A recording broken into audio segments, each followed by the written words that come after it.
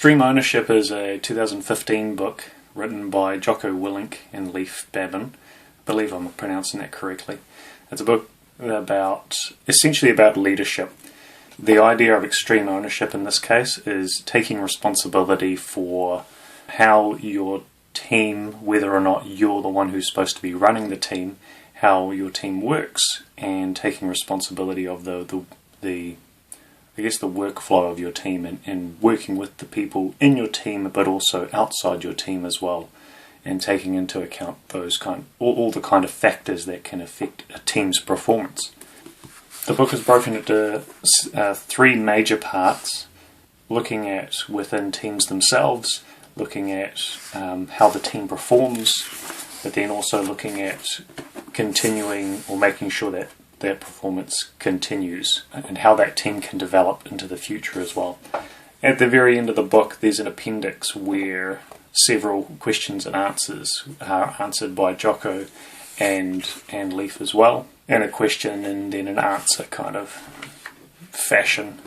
And those questions and answers come from their podcast. Or the chapters themselves are structured very well. For example, in chapter 1, they always start with a story from a personal story that the authors were involved in. The chapters then pull a principle from that story that they recount, and then they apply that principle to a business story as well, and show you how to use it within a business context. So the chapters are written in a way that's easy to follow, and there's an expectation of how the chapters will read as well. And they're engaging. The stories and the personal stories, the business stories, and the principles that are emphasized are engaging to read. The book also has several pictures of events in the Iraq War, and there's a center portion as well that shows colored pictures and gives some images of the authors as they went around and did leadership talks or conferences. Just a brief summary of what I got from each of the chapters. I highly recommend reading the stories themselves as they delve into some of the intricacies of the concepts covered. But as a brief overview, chapter 1 introduces the idea of what extreme ownership means when the author uses the term. Chapter 2 points out the idea, or highlights the idea of every team should have a leader, and whether or not that team performs well depends on how that leader leads. And so while this is a difficult pill to swallow, they make the claim that if a team is not performing well, it's because of the leader, and the leader has to take that responsibility upon them, or the leader has to be changed out. Chapter 3 says belief, and it's about the leader believing in the purpose of the team and in the goals of the team and what actions they have to take. If the leader doesn't believe in what they're doing, then they're not going to be convincing or confident in their leadership. Check the ego is, as a leader, not everything that you think or say or know or do will be correct, and you have to be open to change and to respect your superiors as well as inferiors within a team. And so you shouldn't, as a leader, expect everything to go your way within your team, but also without your team and what environment your team is placed into. The Cover and Move chapter is to do with making sure as a leader that you're keeping in mind that it's not just your team that's working within an area, you're also working with other teams outside of your team. For example, if you're working within a business, there'll be several departments. You should be working with those other departments in order to reach a goal.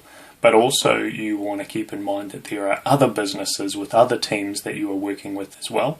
And you want to keep lines of communications strong and let everyone know what kind of things that you're getting up to so that you can coordinate well with other teams. Chapter 6 says simple, and this one's more to do with the idea of just keeping things simple. It's the KISS principle that many of us have heard of, the keep it simple or KISS principle. Chapter 7, prioritize and execute. There are some things that are more important than others. This is you essentially trying to find what's the most important thing to sort out in a problem if a problem arises, or when you're trying to market something, maybe there are better marketing streams than others, or there may be optimization factors that are more important than other factors as well. Decentralized command kind of bounces off or falls or comes from the simple idea where you, as a leader, while your commands and actions are to direct the team, you don't want to be micromanaging your team if you can avoid it. There will be times when micromanaging is required, and they talk about that in some of the latter chapters. But it's important as a leader to give power to your inferiors and superiors as well, so that it's not always required on you in order to get a job done. You want to work together as a team, you want to upskill each other and give each other power so that you can work independently in at least some kind of sense, while still supporting each other. Chapter 9 is planning, and there's not a whole bunch of detail I have to go into here. The principles section of the planning chapter is relatively long, and that kind of reflects planning in general. You've got to think ahead, try to consider as many factors that are important as possible when you're trying to meet a goal. Keeping in mind, you want to get as many details as possible and think of contingencies and the like, but you don't want to overplan things or spend too much time. There has to be a deadline you have to meet. Some of the bullet points in this chapter highlight the different parts of planning. Things like mitigating risk, analysing what the mission will be, setting out a course of action, what kind of resources do you have access to, what kind of timelines are you limited by, so on and so forth. Leading up and down the chain of command, you may not necessarily have a leader above you who could be what you would call as competent. They may not even be a leader who entirely knows what you do. And so you, as a inferior, you want to be leading the person above you by communicating with them well, by letting them know the kind of things that you find important. You may need to invite your superior to see what kind of job that you're actually doing. Maybe they don't really know what you do, and you need to show them that information as well. So communication is key here, and getting information from them, asking them what they find is most important, getting their ideas, because often the leaders that are above you are people who are thinking at a higher level than you. They're thinking more strategically within the scope of the business. Chapter 11, Decisiveness and Uncertainty, points out the principle that it is very difficult to have the complete picture all the time in order to make a decision. And that's part of being a leader. That's part of, it should force you to get as much intel as possible and to use different types of information that may be incomplete or maybe indirect as well.